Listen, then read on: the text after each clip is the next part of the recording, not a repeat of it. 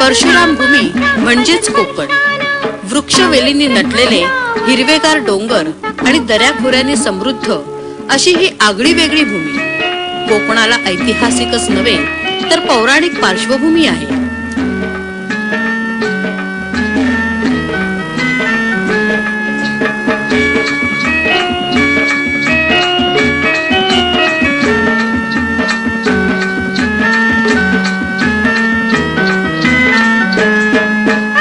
पश्चिमेला पसरलेला अथांग सिंधू सागर तर पूर्वेला पाठराखण करणारा महाराष्ट्राचे वैभव असणारा गिरिराज सह्याद्री पर्वत मोठ्या दिमाखाने उभा आहे. सह्याद्रीच्या असंख्य रांगा सागराला मिळालेल्या दिसतात.